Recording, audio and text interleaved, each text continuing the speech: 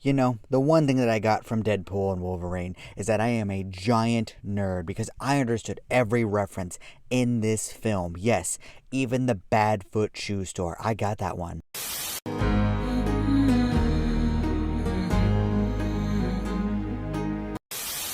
Am I really gonna defile this grave for money? Of course I am! Just a reminder, saying it's just my opinion is for cowards. Oh, and there will be spoilers ahead, but only for the story, not for any of the jokes or the cameos, and really that's the only thing that matters in this film. There are two lions battling inside me right now. One of them thinks that this is the most sloppily written story that I have ever seen. The other part is a giant child jumping up and down and clapping at everything that this film represents. It is a giant conundrum in my soul. And in the end, the inner child vibrating from the raw sugar that is nostalgia is winning right now because Deadpool is a fun ride that you have to enjoy.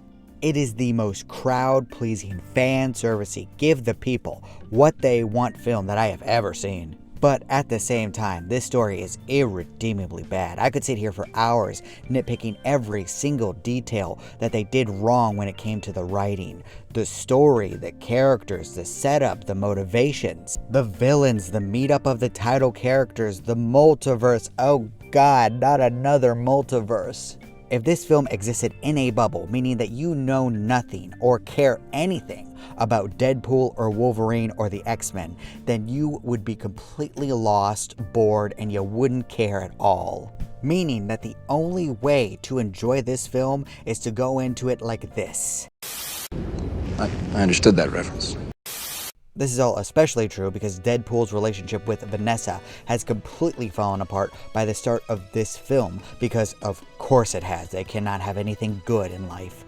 I will not bend on this. There is only one reason for this development, and it's because the writers have no idea how to have a healthy relationship. Look at every romance and every show and movie right now. The writers are just creating what they know. Seriously, get some help, please. I would actually like for a single relationship and any story whatsoever to last at least a little bit, please and thank you. But besides that, I can go with pretty much all of the other sloppiness, because that's what the film is telling us to do. They literally desecrate Logan's grave in the first 5 minutes. Is that a spoiler? I don't think that's a spoiler, because it's in the first 5 minutes. But oddly enough, that didn't bother me nearly as much as Vanessa's stuff. I think it's because they showed a lot of love and compassion to the fans of the Logan film at the same time, while, making fun of it. It is Deadpool after all. With that out of the way, this film was an absolute riot. The comedy, the action, the violence, the mocking of the corpos. I love that part, by the way. And there were so many cameos, you can't even begin to count them all. It was all so much fun. If you enjoyed all of the X-Men films that came before that, and basically, I mean all of them, then you will find enjoyment in this film. Because while it does mock everything, it still does it respectfully, unlike some other things that I could mention off the top of my head.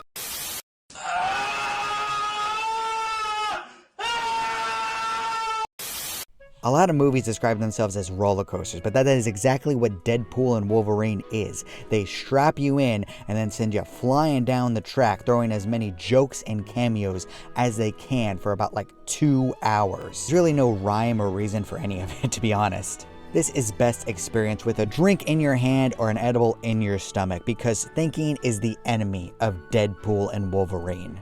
It is the most popcorn film to ever be a popcorn film. If you're trying to be critical of the writing in this, it is a giant waste of time. This is a love letter and a giant thank you from everyone involved for us supporting them for so long. And yes, I'm including Hugh Jackman in this, by the way. Look, I get it. You probably didn't expect his career to go this way, or for his most famous role to be the Wolverine. But hey, guess what? He has money now. He gets to do what he wants. Now he can do Broadway and small films as much as he wants, and he never has to worry about cash ever again. Isn't that amazing? Every struggling actor out there should be grateful if they have a role that makes money so that they can pursue what they want. That's why Deadpool is a giant thank you letter to all of the fans. There's no mistaking who this film is for. It's an R-rated movie featuring two middle-aged dudes that have enough money that they never have to work again. If either of them didn't want to do this film, it wouldn't have happened. It is a thank you film to the nerds for making them a lot of money and making sure that they don't have to worry about cash anymore. And it's a goodbye to everything that came before with Fox. The X-Men films are done. Everything that comes from now on is going to be Disney. Whether you like it or not, that's how it's going to be. It's going to be MCU from now on. The entirety of this film is a giant roast to the genre of superheroes as a whole, along with a meta commentary on how all of the old Fox movies are going to disappear forever. And what's the perfect way for Deadpool to say goodbye to the past? By mocking it relentlessly. Nothing from the X-Men, whether it be from the movies or from the comics, is out of bounds. It is a very fine line to walk for them, but they did manage to write that part brilliantly, where they showed the love and appreciation all the while pissing on everything. You know what it actually reminds me of? When Norm Macdonald went on stage at the roast of Bob Saget and intentionally bombed just so that he could personally entertain Bob while confusing everyone else. It was a masterclass, and that's what I think this film is. You can see he has wavy hair. It's waving goodbye on account he's going bald. Even when the film gets emotional, it's more of a setup for the next joke than an actual plot point. It's all about the meta commentary compared to the actual plot, which does indeed suck epic donkey balls. The story from the start to the middle to the finish about Deadpool and Wolverine in itself is kind of bad, but that's the point. Even if there is a Deadpool and Wolverine 2, this is the final hurrah for the X-Men Fox franchise. There's going to be nothing else from them from now on. But hey, there were a lot of good times, and Deadpool 3 is celebrating that, along with all of superhero films, because we're basically at the end of this. I mean, superhero stuff is always going to exist, but it's not going to reach the height that it had before. Even The Boys is becoming what it was making fun of at the start. I mean, how many different spin-offs are there going to be from now on? Instead of going out with a whimper, Deadpool 3 decided to go out with a loud bang with everyone laughing along with it. Look, it's all basically been over since Endgame came out. This is not the funeral. This is the mourners returning 5 years later to have a cookout right by the tombstone. We all miss what we used to have, but that's gone now. All we have left is telling old stories about what happened and laughing about it. Deadpool and Wolverine are basically taking a couple of beers and pouring it over the tombstone. Should there be another film after this? Probably not. Will there? Maybe. I mean, money talks. You could probably get both Ryan Reynolds and Hugh Jackman back into the fold. But for all intents and purposes, we're done here. There's nothing more to do. It is time to move on to something else, and we just gotta accept that. Not to say that the MCU or Marvel or superheroes is gonna completely disappear. It makes money, so it's going to keep coming out.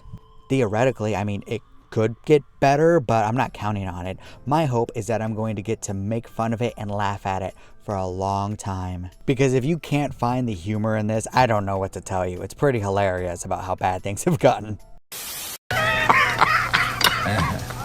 That is without a doubt the dumbest thing I've ever heard. You know what? I've convinced myself that the writing is a lot smarter than I gave it credit for. It's either ingenious or they accidentally stumbled into a masterpiece. Except the stuff with Vanessa. I will not let that go. That was very bad. There was no reason for them to separate. In fact, it is my sincere belief that having them be in a relationship together still would have made the film a lot better. It would have respected the first two Deadpool movies more, and it would have given Deadpool an emotional anchor throughout the film. You cannot change my mind, and I promise you I'm just not better. That's not it. It's not feeling like it's attacking me personally at all. You're welcome to disagree with all this. That's fine. After all, everyone is entitled to their objectively wrong opinion. Already dead. Thank you all so much for watching. You're still here? Good night, everybody. Thank you. Bye. Boom. Do not despair.